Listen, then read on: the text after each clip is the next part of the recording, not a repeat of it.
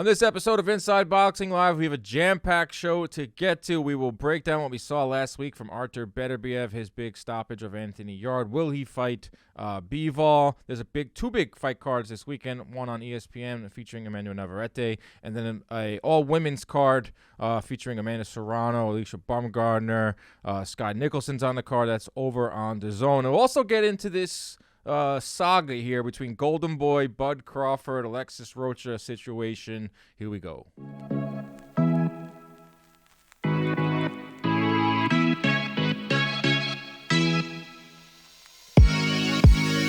What is up, everybody? Welcome into another edition of Inside Boxing Live. This is a product of John Boy Media. I am Dan Canobbio. He is Chris Algieri, the former world champion, who will be heading here to New York. Chris, how are you, my friend? Are you ready for the polar vortex? We love to talk weather at the beginning of the show.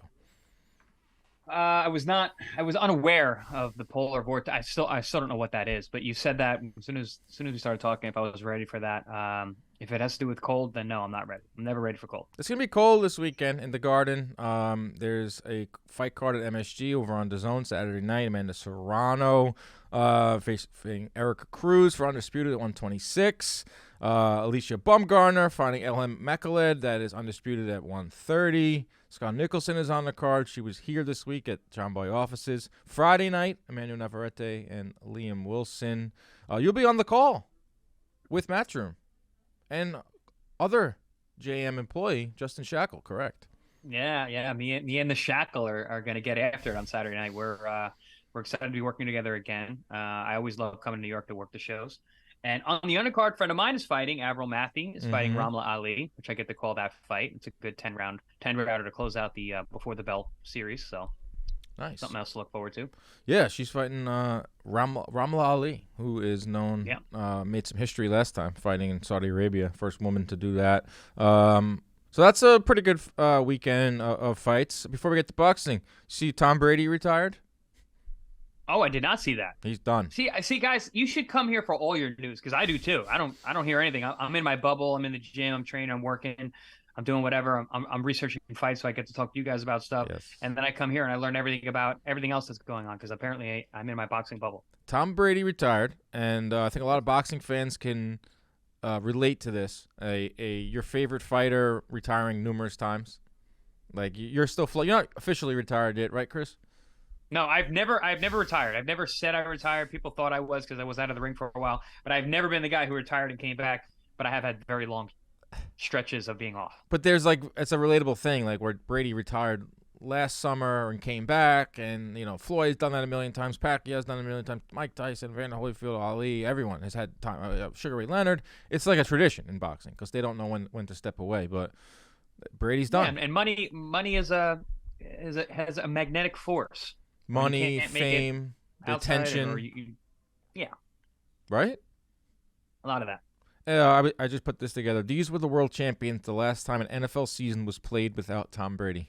Lennox Lewis, Eric Morales, Felix Trinidad, Bernard Hopkins, Chris Bird was the heavyweight champion, Vander Holyfield, and Diego Corrales. Those were the champs the last time in, I guess, 1999. Was the last time there was an NFL season without the year Ronnie was born, without Tom Brady. If that's any indication on what the years to come in championships are at boxing without Brady, then shoot, I'm with it. And the sad thing is Holyfield fought last year on Triller. God, he fought my gym mate Vitor Belfort. I'm sorry for even bringing that up. Anybody out there? Yeah. All right, let's get into it. Beterbiev, Yarde, awesome fight. Real slobber knocker at light heavyweight division. Rock'em sock'em robots. It was pretty much this right here. Rock'em sock'em robots going back and forth. Beterbiev took some big shots. Yarde took some huge shots. I think despite Yarde losing, his stock is sky high because I thought he took Beterbiev into some deep waters. But Beterbiev comes out on top. And did you see any signs of slippage? Because I have I'm seeing people talking about, if he fights Callum Smith, I think Callum Smith can beat him. I think Beterbiev is obviously a killer, but I did see some signs like, this guy maybe showing his age a little bit. What did you see from Beterbiev in this fight? First off, Callum Smith can beat him. I'll say that right now. He's a very tough guy to fight, especially at light heavyweight now. I think Callum Smith has had a resurgence in his career. He's looked amazing at the weight. He's tall, he's long, he's got power, he's durable. So yeah, I know Callum Smith can beat him, but I don't think that's due to Beterbiev aging or showing signs of aging, because I don't really see that. I do believe he's getting smarter in terms of his output early. He used to get hit and dropped early. He'd get hit with a lot of hard shots, clean shots early because he was so offensive minded. He seems to be starting a little slower. You're the numbers guy. I'm sure you're going to be able to follow what I'm saying in terms of his punch stats and what his output's like. But he's just smart. He's starting smarter, starting slower. Still getting hit, but not getting hit quite as cleanly, and taking the punches better. I mean, Yarde can punch, and we've been speaking about Yarde in this matchup.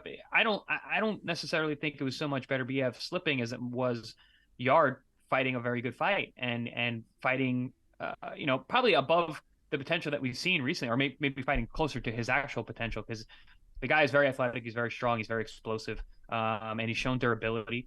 So yeah, I think it was a good performance on Yarde's part, a great finish by Beterbiev. But yeah, no, I don't know. I think it's a little early to speak on is he slipping. Yeah, I didn't see him like. Was good. I didn't see him like visibly hurt at all. But in Yarde throws bombs. No. Didn't see him stunned. Like there was a few like moments where it was like, oh, okay, he got hit and this is a fight and he's gonna stand and trade. But he threw only 41 punches per round. That's down from his 63 career average. Yarde landed the second most punches ever on Beterbiev, 111. Vodzik landed 136. But his connect rate, power connect rate, was way up, 46%. So that kind of goes to what you just said, fighting smarter. We saw this from Manny Pacquiao when he was towards the end of his career. He wasn't throwing 70 around. He was throwing like 45 around, but his accuracy was way up. So you're going to have to give up something when you get to 37, 38 years old.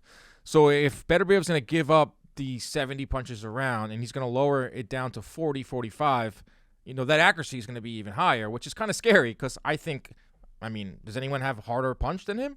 Like punch for punch. Is he the hardest puncher in boxing? Is him and maybe Wilder, Gervonta Davis? I think for one punch power, nobody beats Wilder. I think he's one of the best one punch punchers I've ever seen in history. Definitely. But in terms of just overall punching power with both hands, like two-fisted sledgehammer power, we're looking at Beterbiev. I mean, he pounds guys with both hands. I mean, yeah, left hook, right hand, uppercuts, everything's hard. Everything's good. His jab, I think, is one of his best punches, and he does a lot of damage with it. Hurts guys often because it's a very shocking punch. I remember watching the Yarde fight, his head getting hit with jabs, just smashing back. Also, something technically inside boxing with Chris Algieri here. Mm-hmm. So when you've got a fighter like Yarde, very explosive, very twitchy, very athletic, very, very physically gifted, you tend to throw less punches because when you're fighting them, because you're trying to get a gauge on them. Yarde doesn't move like a traditional fundamental boxer. He's got that athleticism. He drops low. He throws explosive shots. He has power. He's a dangerous guy to get hit with a punch you don't see. So you throw less punches, you get a little more reserved, and you get guys in front of you like that. A lot of times guys get handcuffed because they don't want to get their hands away from their defensive position, right? Because a guy like Yarde is so fast and explosive, he can catch you. So that could speak to a little bit of why he was throwing less punches, because, you just said he dropped 18, 19 punches from his average. That's a big deal. Mm-hmm. But part of that could be him being more precise, but also part of it could be the style of Yarde and dealing with such an explosive guy. Love that. So I'll throw the numbers out there, and you'll give us the fighter, side of it, perspective. That's why this is the best boxing podcast in the world, in the universe.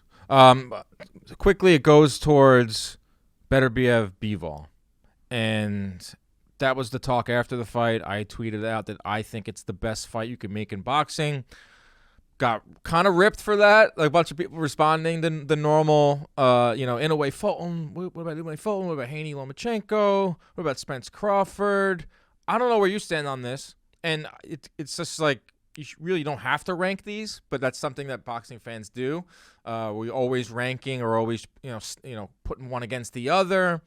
I personally think that Beterbiev-Bivol, skill for skill, is the best fight you can make in boxing right now. Slightly above Spence Crawford, slightly above Inoue Fulton. It's because of Beterbiev being perfect with the knockout power and Bivol being at the top of his craft as a pure boxer. Like, stylistically, that is just an awesome fight. And mostly I edge it a little bit towards Beterbiev-Bivol being a better overall fight than some of those because of the power of Beterbiev. Like, I don't think Spence has that type of power. Crawford doesn't have the type of power.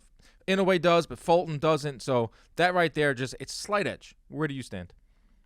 Yeah, I mean, I think maybe in terms of technical skill, I'm still going to lean towards Crawford and Spence. Right. And in terms of fights the fans want, I just feel like the luster has been kind of knocked off that a little bit. It has. So it's tough. I mean, inside boxing people, I think you got to go for Beterbiev-Bivol. I mean, on the scale of titles and pound for pound and best fighter, like that fight matters. We're finding out who is the best light heavyweight, and it's not a division that has been touted historically, but we're in a high point for light heavyweights right now. There's a ton of guys in that weight division that are very fun to watch, very skilled, very talented. Probably one of the best light heavyweight divisions we've seen, especially deepest. And we got the two guys that who have literally cleared out everyone else, and they're ready to fight each other. So there's a lot of meaning in that fight, whether casuals understand it or not. Yeah. So I've been pushing for this fight. We've been excited for this fight for the past 4 months at least. So yeah, that's a fight that has to happen. And then in a way, and Fulton, It's happening. It's happening, which is awesome. But I don't think it moves the needle like the other guys do because they're smaller and casual fans and outsiders. It doesn't bring as much viewership. Now, if they put on a classic, great. We love classics no matter what. And 22, 26, back to I'm thinking Eric Morales, Barrera days. Mm-hmm. Those guys are 122, 126. They brought a lot of eyes to the sport, even for the smaller guys. They made a lot of money for a lot of people. So if they put on a classic, yeah, it could be very meaningful. But I think I'm with you, Dan. I want Beterbiev-Bivol bad. I think that fight is just such a home run. Sadly, I don't think we're gonna get it, Chris, because of Whoa, optimistic Dan is being pessimistic. There's so many like hurdles. Like this cycle happens so much in boxing. Like Beterbiev and Bivol, first of all, have been on top of the light heavyweight division for like 5 or 6 years now, and they have not gone to the negotiation table once. So that right there is kind of sad in itself. But now this is obviously that's before Bivol beat Canelo. I think there's a whole different type of stance on Bivol. He's viewed differently now, even though he was still world class in my opinion, a lot of boxing fans' opinions. But now this fight for Mine. Exactly. My opinion. For clear, it is clearly one of the top 3 fights you can make in all the sport. But this is what happens in the sport all too often. It's like there's an obvious fight to be made. I mean, Beterbiev-Bivol is an obvious fight to be made. But then you have the WBC stepping in and saying, oh, no, Callum Smith is our mandatory, and that has to come first.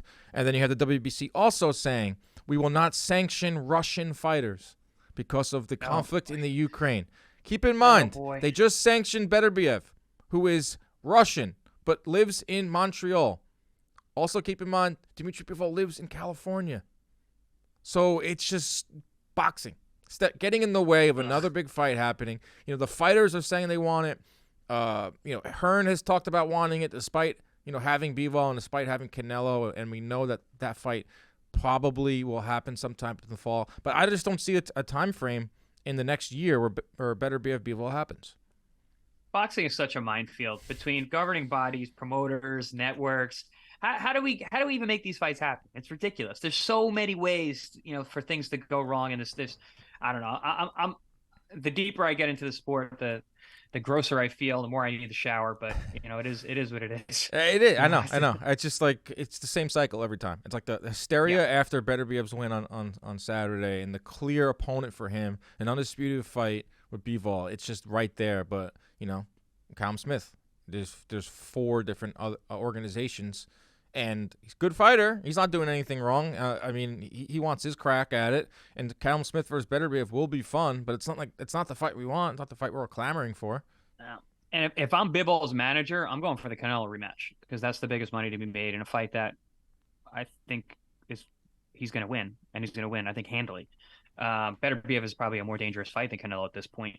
So, and you're going to make a lot more money with Canelo. So if I am the management of Bivol, I'm going for Canelo. If I'm the fighter Bivol, I'm going for Beterbiev. But I think that Bivol is like kind of crazy enough where like he doesn't care about. He obviously cares about money, but like he just seems like a guy that really wants to be like the best, and he would take on Beterbiev. Yeah, like I could see him saying, if it was up to him, I don't want Canelo fight will always be there. I want to be the undisputed champion at 175, which the division I've been in for the last 5 years. Which I agree with wholeheartedly. I was the same way in my career. I always wanted the biggest, toughest challenges. I wanted to fight the best guys. Money's cool. Listen, and making money's great. Trust me. But legacy matters. So I agree with you. I think Bivol is that kind of guy. But again, there's a lot of input from people around you in fight sports, and we'll see what happens. Yeah, there's networks involved too. Bivol's with Matchroom and DAZN, and Beterbiev's last couple fights have been on ESPN and Top Rank. So that's something to keep an eye on. That whole situation. Another situation literally came out of nowhere on Saturday. It was a picture posted on social media of Oscar De La Hoya, Bernard Hopkins, and Terence Crawford. And the aftershocks that this has sent through the boxing community are pretty substantial, because my brain right away went to, okay, will Oscar now represent Bud in a potential Spence negotiation? Now he has Golden Boy behind him. He's got some footing behind him. That was my initial thought, optimistic Dan. And then the layers start getting peeled back a little bit. And then you hear that, this photo was strategically posted. This meeting was strategically organized on the same night where Alexis Rocha was fighting. And I'm going to be honest. I've seen Alexis Rocha fight here and there. You're not someone that's really on my radar. Ranked 4th in the WBO. We'll get to that in a second. But now you have the DAZN team, Chris Mannix, who I like, and some of the DAZN socials really pushing Alexis Rocha as a potential opponent for Bud Crawford. All with the caveat that if Crawford gets past Rocha, which he will, he could potentially fight Virgil Ortiz in Dallas in the summer or the fall, which is a pretty fun fight, but it's not the fight that we want. It's not Crawford Spence. This is a saga that's playing out right in front of our eyes. Saga is not the S word that I would use for this in terms of what I think about this whole situation. So we got Bud Crawford. Terence Crawford is the pound for pound, one of the pound for pound kings. He's the top. He's on the Mount Rushmore today. 100%. So we are negotiating a fight against an undefeated kid that most people haven't heard of, who he has really one loss. He lost to Rashidi Ellis. Okay, even worse. So yeah, exactly. I don't know this. That's how little that this makes sense. And who stylistically, I've watched his fights. It's just a terrible matchup. It's the guy does not belong in with the elite of the elite right now. Fighting Bud Crawford for the chance to fight Virgil Ortiz. What is that? That's not the fight we want. So you're teasing what could be for a fight that we don't really want anyway. We want Spence and Crawford. We don't like if Crawford and Ortiz, cool fight. We like it. But that's not the fight we want. Right. So teasing a fight that we don't want in order to get a fight that is B compared to what we really want is mid, as Ronnie super producer would say. I think mid. We're not allowed to say it anymore. I think mid is done. Mid's done. Oh, yeah. See, I'm old. I've aged out. I've started saying it too, and I get looked at in the office like, stop saying it. Well, that's why, because once you said it in the office, you're the old guy. Now it's out. Exactly. So whatever. But yeah, no, I don't like any of this. This Crawford Rocha Ortiz. I like the Ortiz Crawford idea, but listen, right, the timing of it. Right. I'm not over the Spence Crawford situation. I think a lot of people have moved on. It's not going to happen. I know it's not. I know, but I still I don't know. It's hard to get excited for fights that are not massive. If we're talking about Bud Crawford. The reasoning for it is, if you want to get technical, the WBO welterweight rankings are as follows. Crawford is the champ. Number 1 is Thurman. Number 2 is Ortiz. Both of those guys have fights coming up. Thurman is rumored to be fighting Errol Spence, I think maybe in June. And Virgil Ortiz is fighting Stanionis. So that means Rocha is next in line. He's going to be named the mandatory for the WBO. I know, it's all nonsense, but this is the rationale that they're using. And I'm trying to think on why Bud Crawford would sign with Golden Boy. His whole thing with Spence was, I'm my own boss. I'm going to BLK Prime. I'm making $10 million to fight David Avanesian. Spence, you're not your own boss. You say you are, but we all know you're going to be fighting Thurman, who you said you're not going to fight.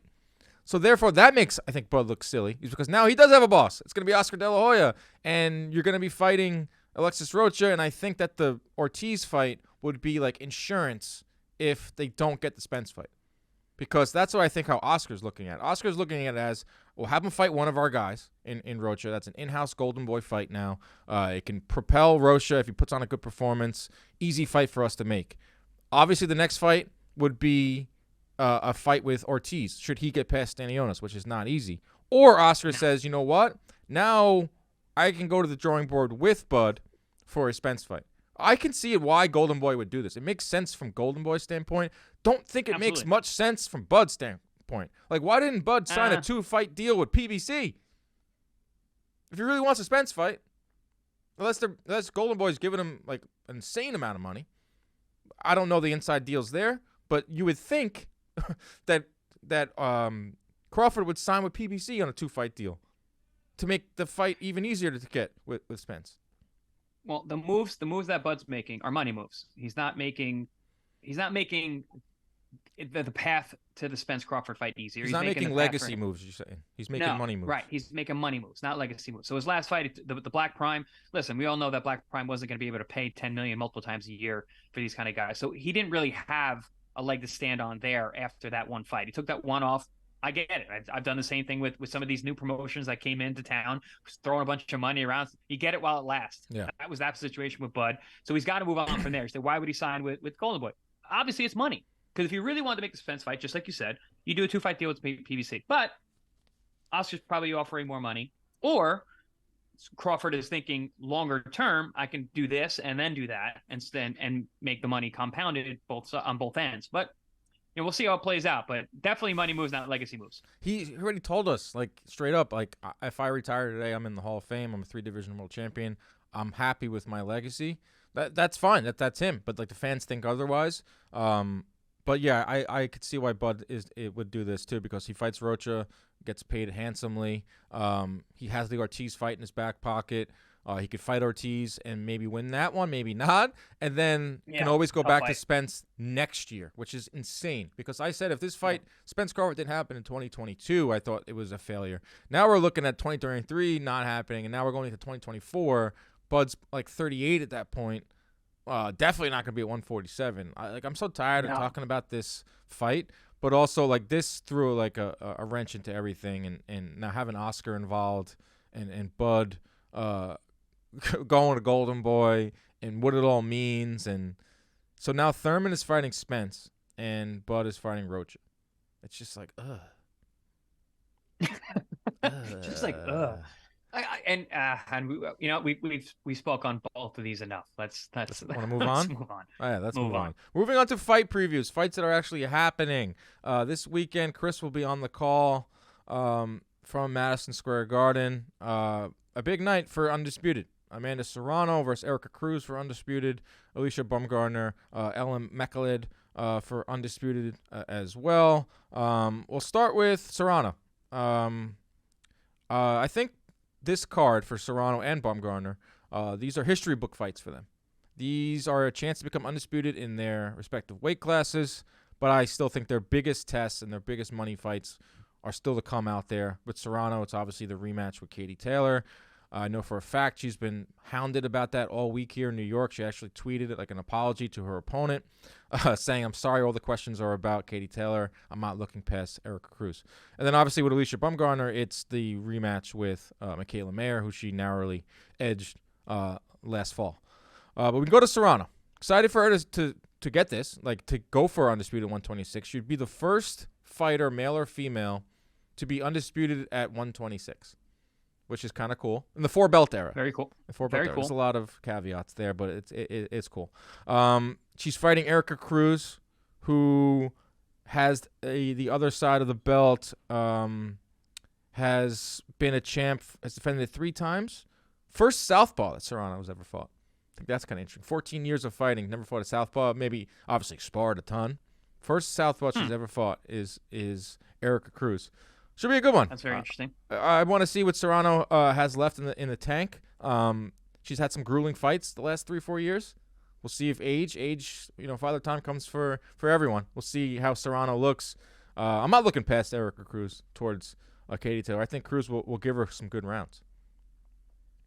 Yeah, I mean, with someone like Serrano, first of all, let's go to the Undisputed 26. Deservedly so for Serrano. She has been at this for a long time. Has been champion up and down the weight classes. She's been able to change weight classes like no one I've ever seen. It's been a pretty incredible ride. I've won the same cards with her. Yeah, divisions. It's wild. I fought on the same cards as her many times. Been watching her come up throughout the years, and she fought in obscurity for a long time, and then as in the recent years has really gotten out there. And I mean, part of it is because she blasts girls out. She's got real knockout power. Yeah. But also her ability to win titles in multiple divisions at the same time, up and down. Are you giving Jake Paul any credit too? What's that? Are you giving Jake Paul any credit for her rise as of late? I'm giving him credit for lining her pockets. I think she made a lot more money because of him, but I don't think her breakout was because of him. I think she was breaking out prior to that, and Okay. I think part of it is also just the landscape of women's boxing has really blown up. And then lastly, it falls on her because she put on great fights, and her fight with Katie Taylor was a very, very good fight against a top woman in the world, and arguably number 1 and number 2 pound for pound in the ladies. So yeah. I don't know. I give again credit for lining her pockets, but not credit for where she's gotten herself. Yeah, I mean, this is a fight. They're all fights.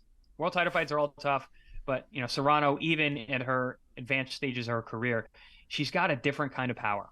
Her punching power is exceptional, and we don't really see that, especially with consistency in the female weight divisions, the way we have seen with Serrano. She knocks girls out at all these weight classes. It's very, very impressive. I love when she fights. Her fights are fun. So yeah, I mean, I always look forward to an Amanda Serrano fight.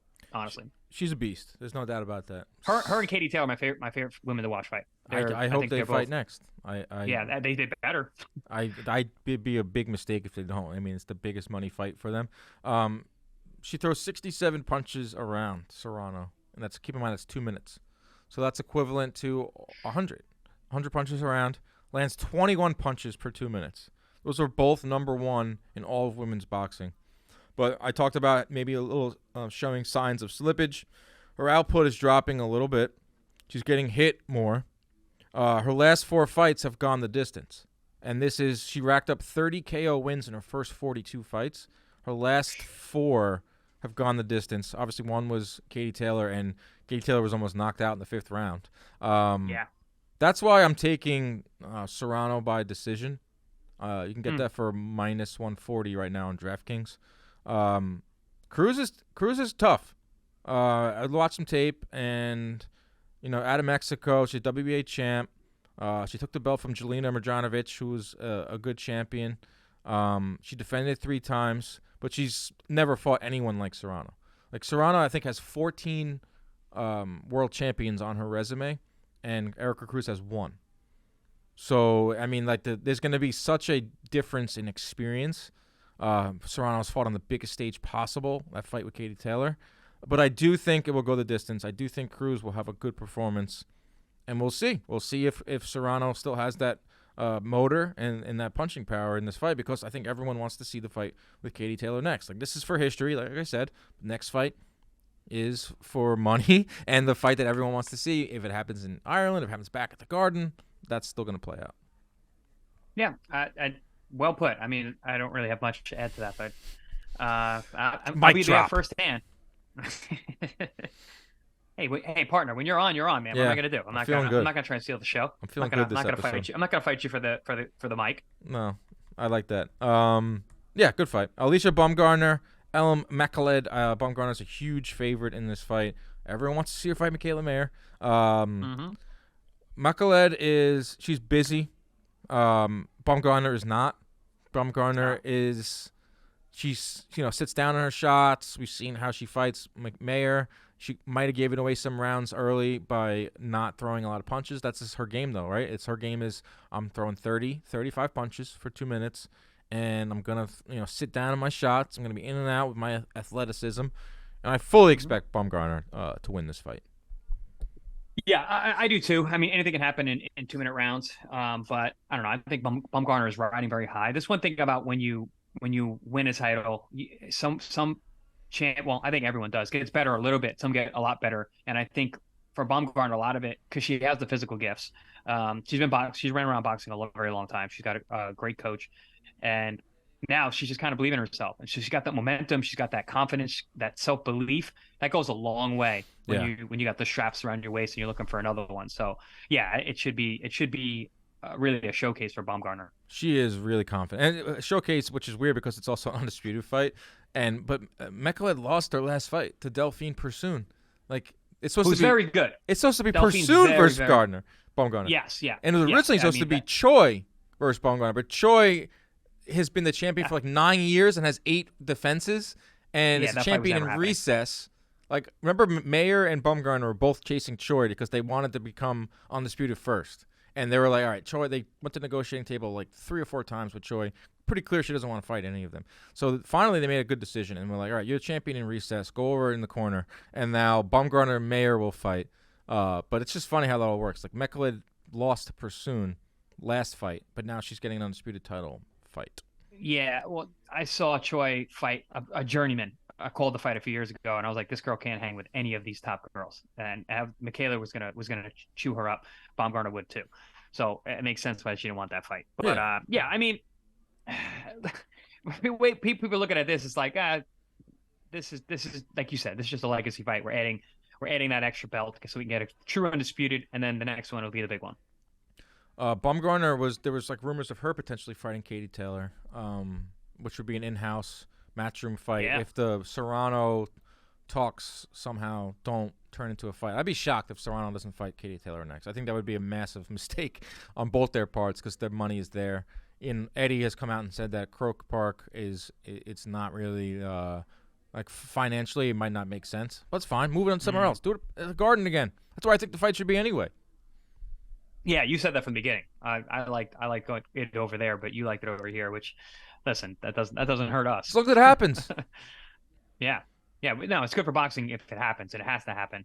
But I mean, there's a lot of good. It's funny because we're talking about these 4 women, and there's a lot of good fights to be made amongst the 4. Yeah. Between Baumgartner, Michaela, Katie Taylor, and Serrano. I mean, we mix all them up. We can have a nice little go around, a little round robin. Yeah, they fight each other. That's the thing. They're willing to fight, and they're willing to make these fights happen. Other fights, like Richardson Hitchens is fighting John Bauza. Bauza was with Top Rank for a while. Like that fight. There's someone else on the fight. I think that the Rashad Mati fight I think is off. Someone tweeted that at me. Scott Nicholson. That's not on any of the paperwork that I have. So yeah, I think the opponent's out. Scott Nicholson is fighting Tanya Alvarez. This guy was here at the office. Got some cool videos coming out with her. So she is also on the card. Keep an eye on her. She's up and coming at 126.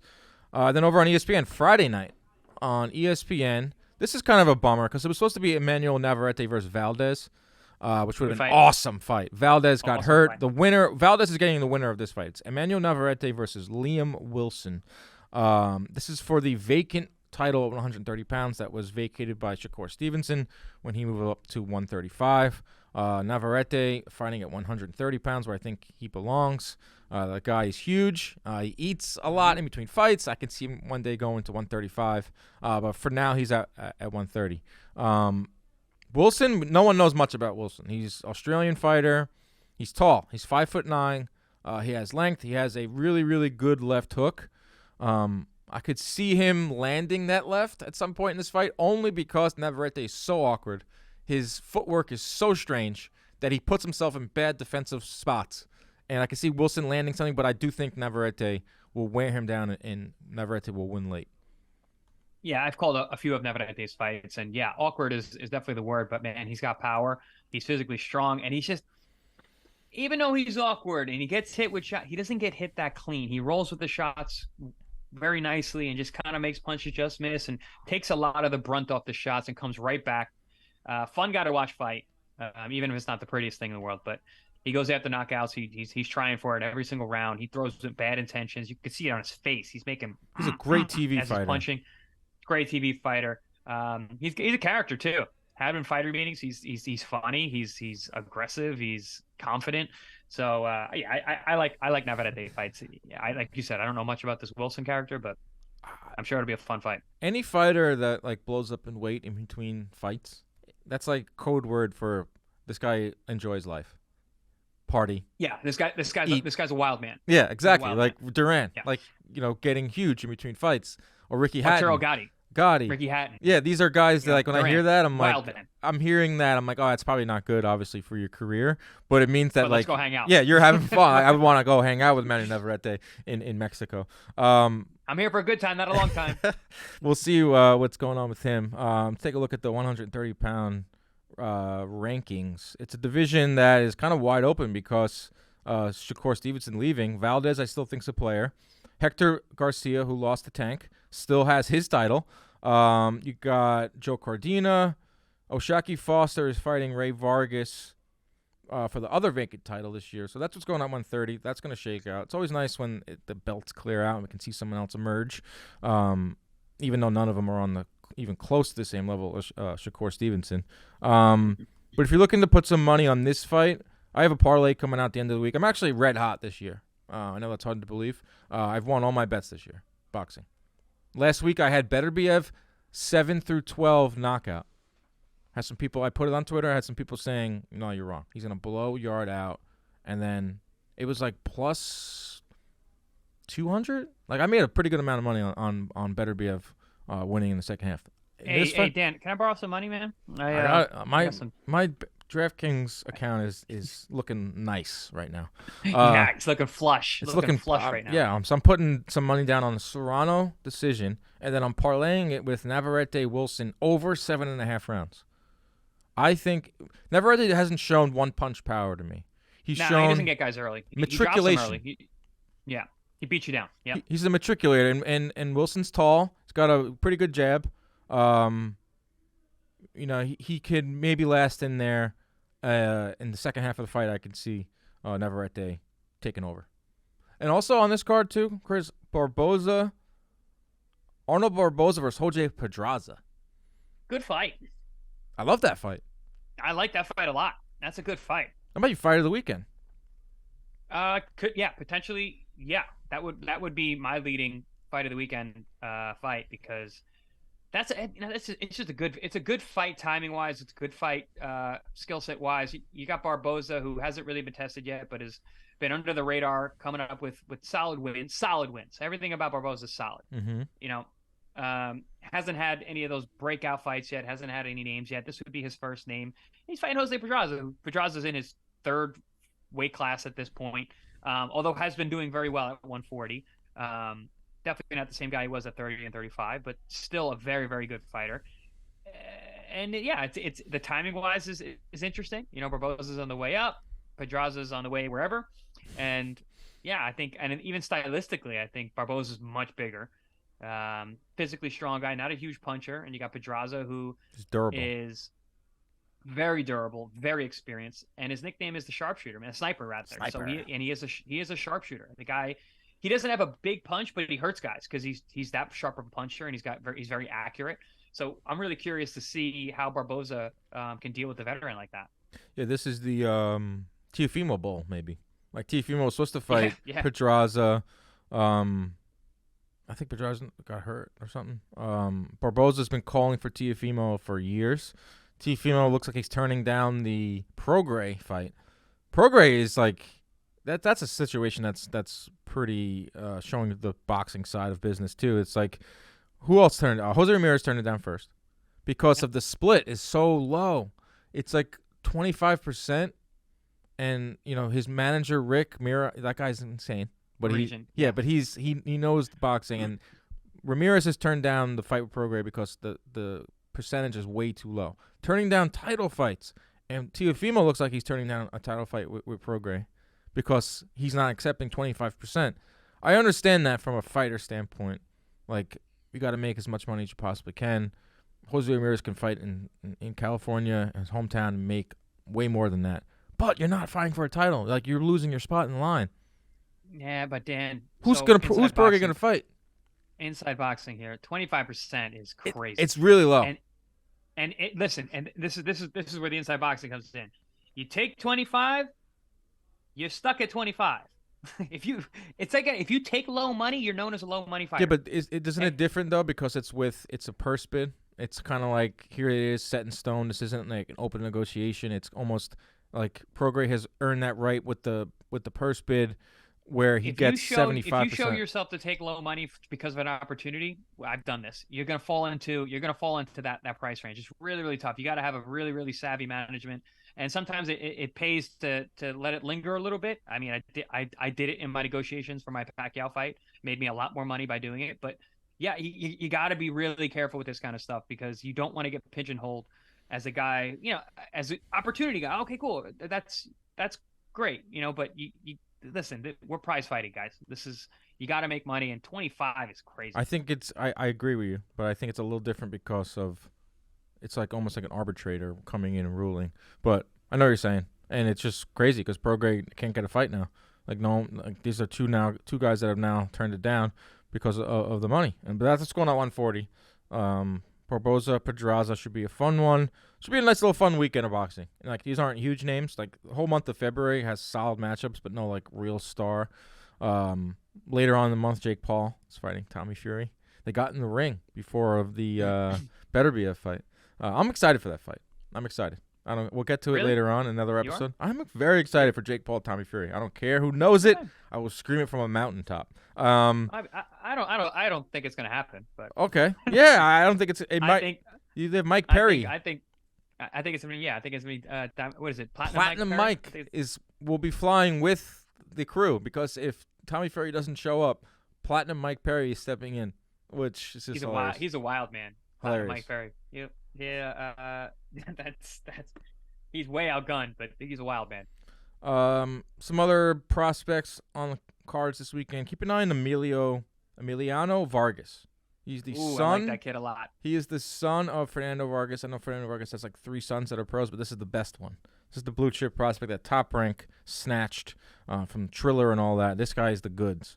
Richard Torres also fights this weekend. I'm sure he's gonna blow the guy out in 3 minutes. But it's a pretty good card Top Rank put together with some. They always put together good cards now. It's almost like a must-watch on the early portion of the night because you get to see all their prospects. And the prospects are awesome. They've done a great job gathering a really nice crew of very top-notch prospects, but then also the way that Top Rank builds guys, which has always been their MO. I think the future is very, very bright for those guys and for Top Rank in general. All right, everybody. That is our show. That was a good one. Covered a lot of ground. Next week we'll come in on Monday. We missed last Monday. We'll be here on Monday's episode breaking down this whole weekend. Safe travels, Chris. Coming over this way to New York City. Bring your jacket, bring a scarf, bring gloves. Bring your A game. Quick 2-hour flight. Boom. From South Florida. Right, in and out, guys. In and out. Call some fights. Grab that check. Get back home. That's what I'm talking about, everybody. Thank you for listening. As always, protect yourselves at all times. Keep your hands up at all times. Stay out of those DMs.